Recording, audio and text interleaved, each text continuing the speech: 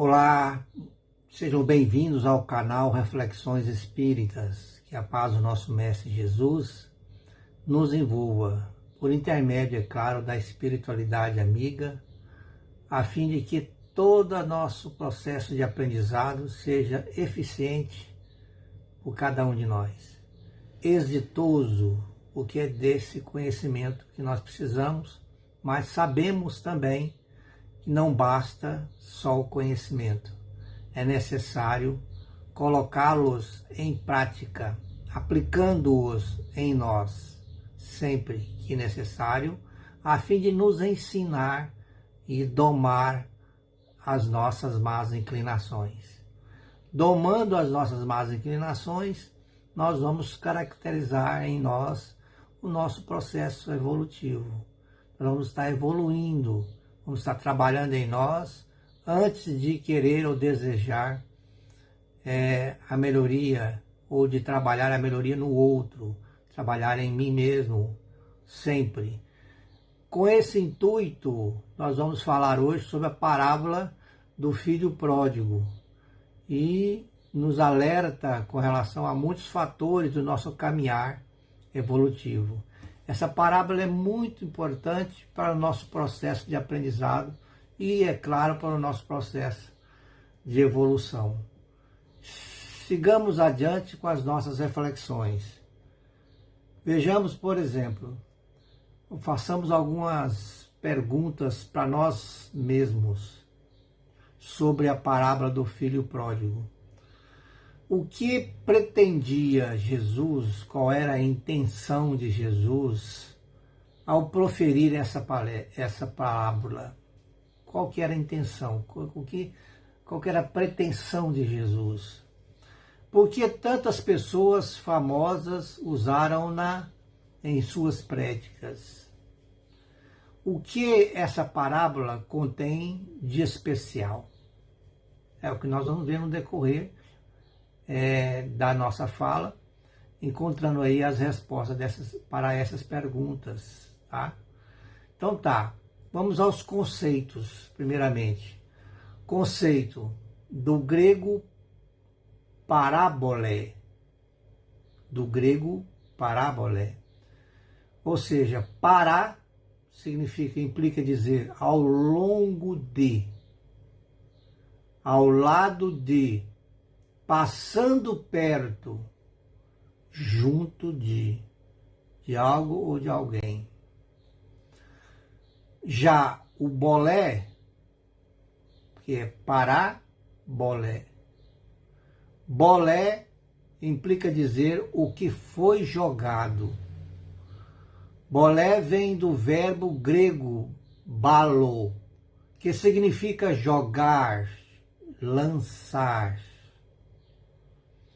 Então, parábola é uma história que passa perto sem atingir em cheio.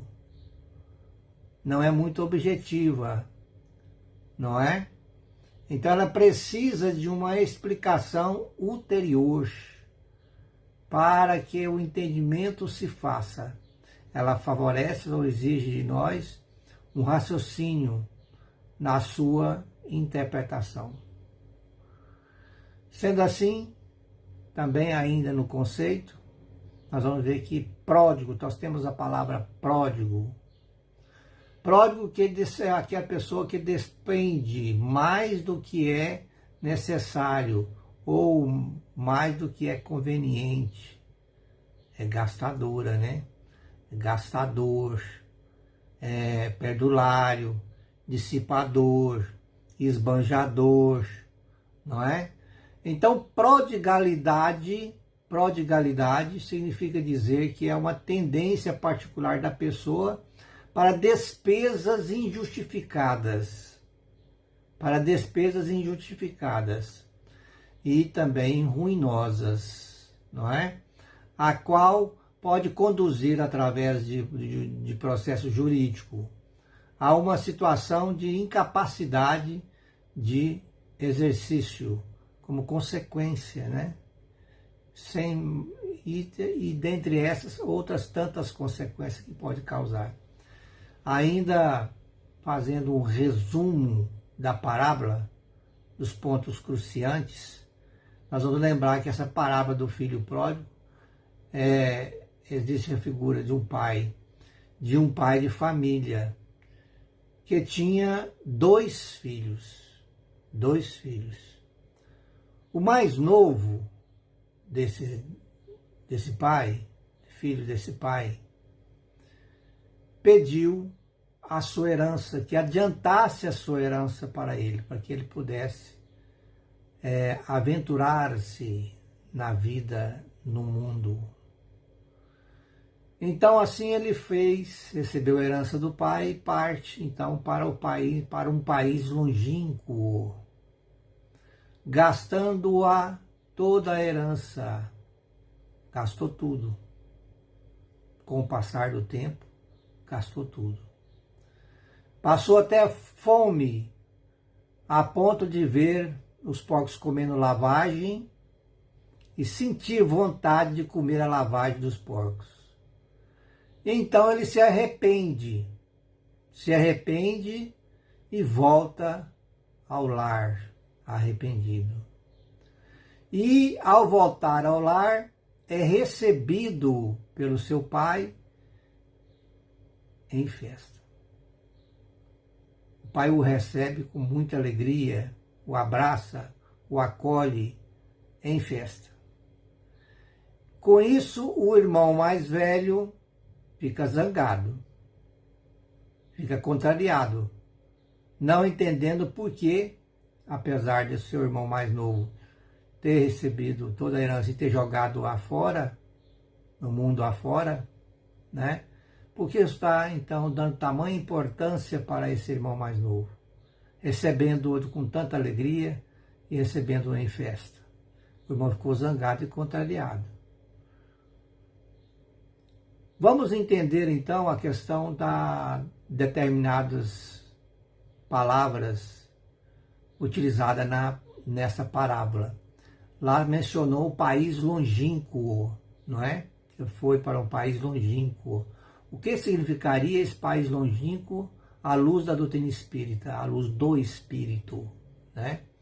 Qual seria o significado espiritual para nós desse país longínquo que se encontra mencionado na parábola, não é?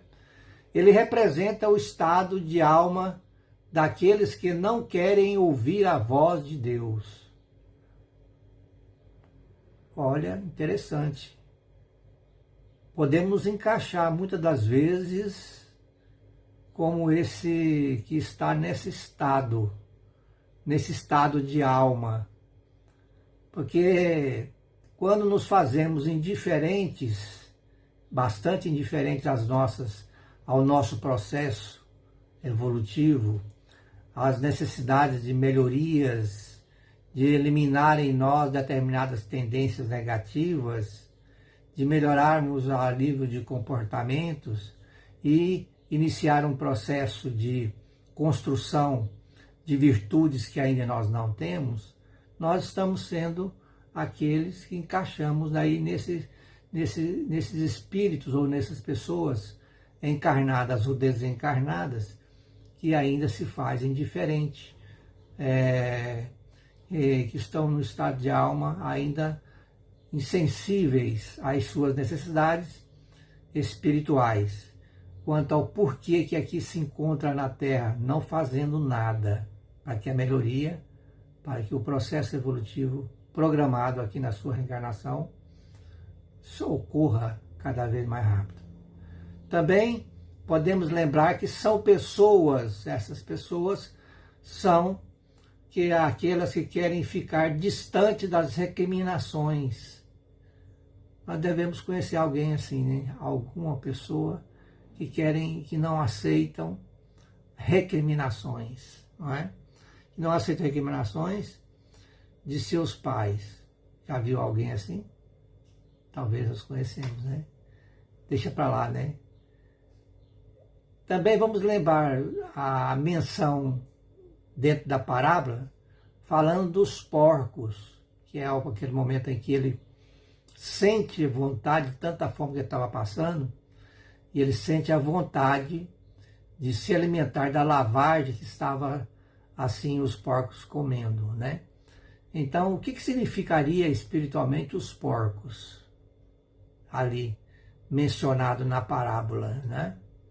Esses porcos representam as paixões desordenadas, as desordenadas, ou seja, a carência de virtudes, as necessidades várias de construir virtudes que ainda não temos.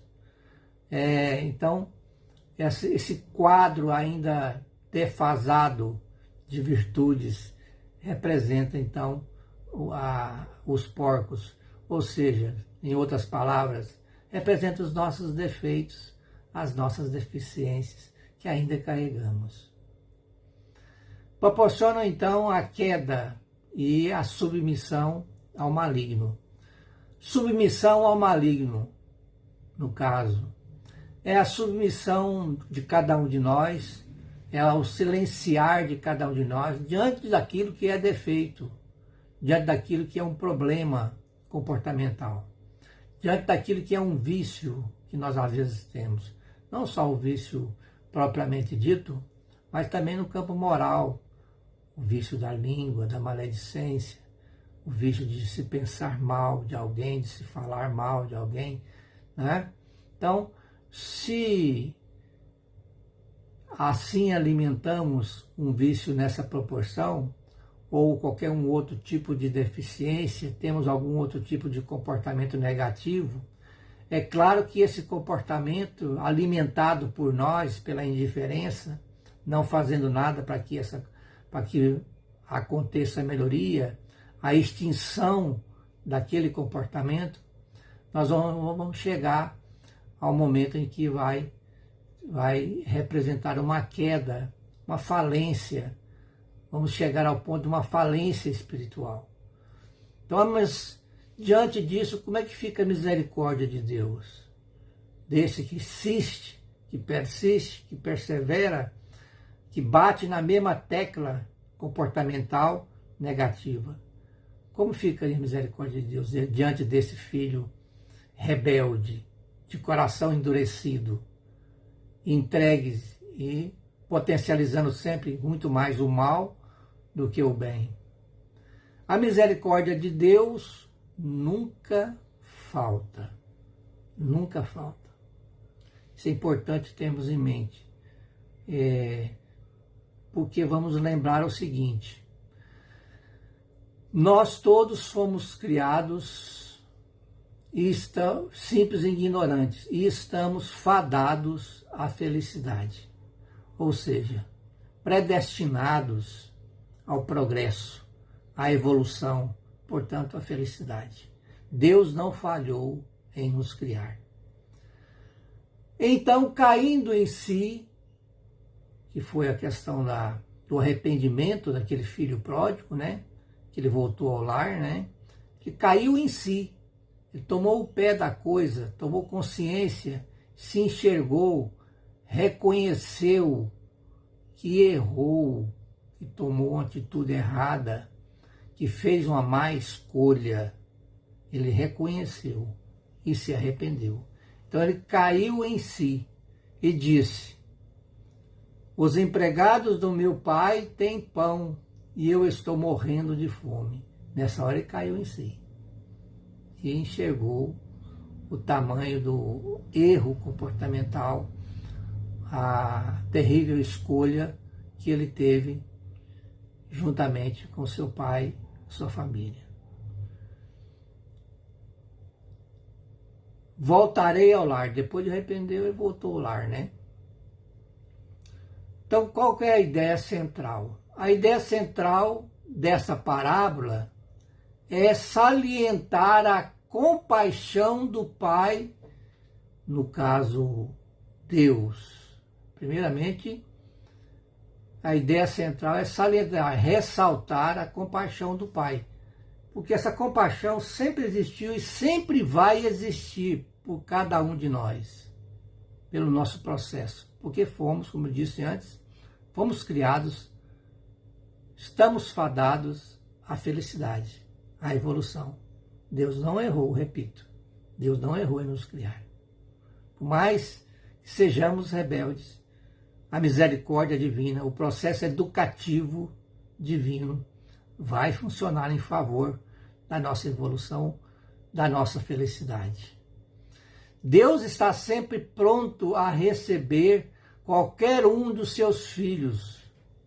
Qualquer um dos seus filhos. Basta apenas uma chispa, uma pontinha, um momento de arrependimento sincero. Arrependimento sincero, porque devemos também lembrar que somente arrepender-se não basta. O arrependimento é apenas o primeiro passo, porque eu vou ter que expiar depois de arrepender. Depois eu vou ter que resgatar, reparar todos os problemas causados pela minha escolha. Vou ter que entrar num processo de reparação sério, profundo. Por isso eu preciso saber, inicialmente, me arrepender de forma sincera e conscientizar-me de que eu vou ter que seguir um processo de reparação dos meus erros. O pai ficou contente com a volta do filho, desse filho mais novo que foi, viajou o país longínquo e retornou para o seio de sua família. O pai ficou contente com a volta dele. Foi quando o irmão mais velho ficou zangado, né? Então, para festejar, ofereceu-lhe o que há de melhor. Muito alimento, matou o gado, preparou uma mesa farta e tudo mais. Menciona também a túnica na parábola, que é a recompensa do perdão. Olha só a importância. A recompensa do perdão, graças ao arrependimento daquele filho pródigo. Anel, que é o anel oferecido a ele, objeto de distinção, de aceitação deste que está voltando.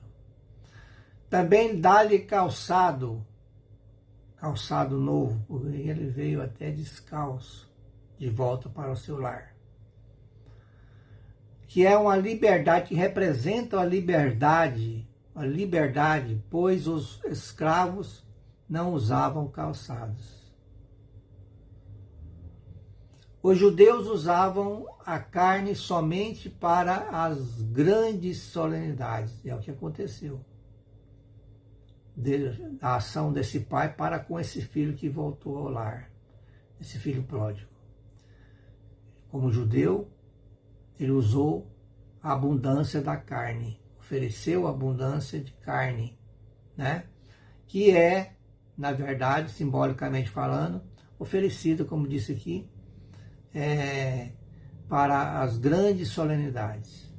E, para esse pai, ele considerava uma oportunidade de grande solenidade o retorno do seu filho para o lar, para a sua casa. Para o pai, a volta do filho pródigo é um motivo de solene, como nós ficamos aqui, ficou claro para nós, não é?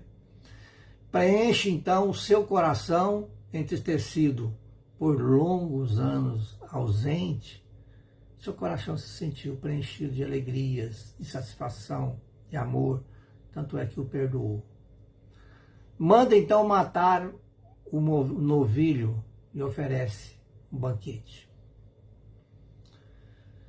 Reprova e confronta o pai por dar uma festa ao filho. Essa foi uma atitude por parte do filho mais velho, né?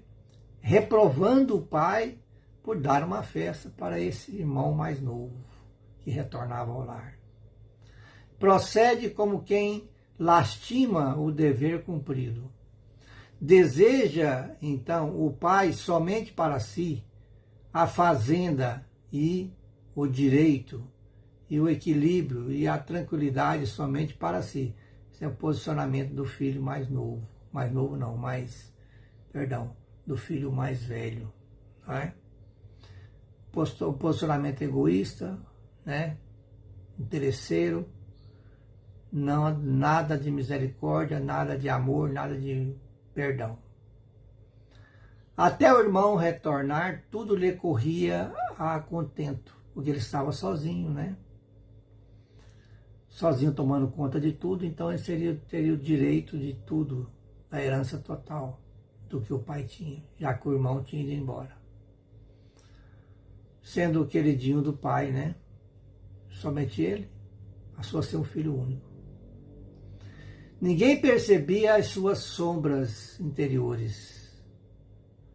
No íntimo, representado por esses desejos mais íntimos, colocado aqui como sombras, assim como os nossos mais íntimos pensamentos negativos, os nossos mais íntimos sentimentos negativos. São sombras que nós disfarçamos para os outros, mas para Deus não dá para disfarçar.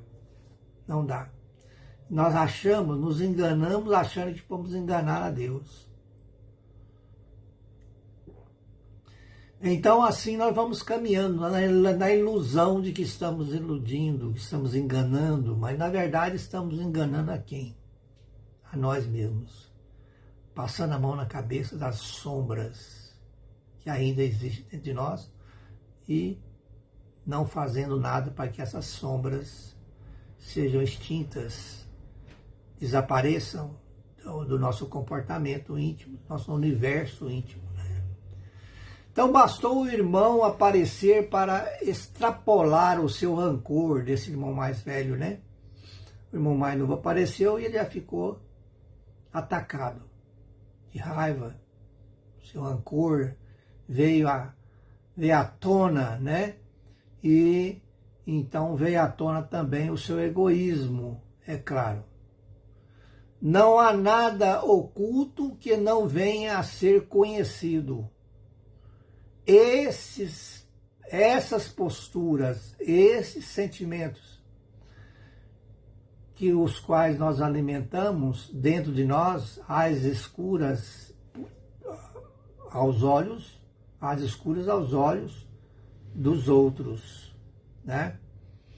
Mas como eu disse, não aos olhos de Deus. Concluindo, nós vamos dizer o seguinte, que em cada parábola tenhamos em mente o seu poder de despertamento. Para cada parábola, cada uma das parábolas ditas por Jesus, ela tem esse poder de nos fazer despertar para determinado aspecto moral, espiritual, determinada necessidade evolutiva que nós temos. Isso é muito importante. Nesse caso, esse poder está associado à compaixão que todo pai deve ter para com os seus filhos. Sejam bons ou ruins. Sejam bons ou ruins. Não faz diferença. Porque, como foi dito anteriormente, todos nós, por mais rebeldes que estejamos sendo, por mais que indiferentes que estejamos sendo ao nosso processo evolutivo, no momento atual, no momento presente, nós, em um determinado momento, vamos ser alavancados pelas consequências da nossa rebeldia, que não é uma punição, é um processo educativo que nos leva para frente, que nos aconselha, que nos mostra, que nos ensina, para que nós tomemos outro rumo, façamos novas escolhas, escolhas melhores. Lembremos-nos de que a paternidade também é uma missão. Com isso, nós somos lembrados desse detalhe, né? A paternidade é uma missão. Não é uma missão simples e fácil, mas sublime missão. Uma sublime missão. Aonde nós temos a oportunidade de resgatar os nossos débitos anteriores, com espíritos outros tantos que às vezes nós falhamos no passado. Rogar a Deus que nós tenhamos força para isso, é necessário. Então, que Deus nos abençoe, que essas reflexões possam vir a calhar nos corações de cada um de vocês, agora e sempre. E até a próxima realização de uma reflexão nova aqui no canal Reflexões Espíritas. Meu nome é Wilson e sintam-se todos abraçados vibratoriamente. Deus os abençoe.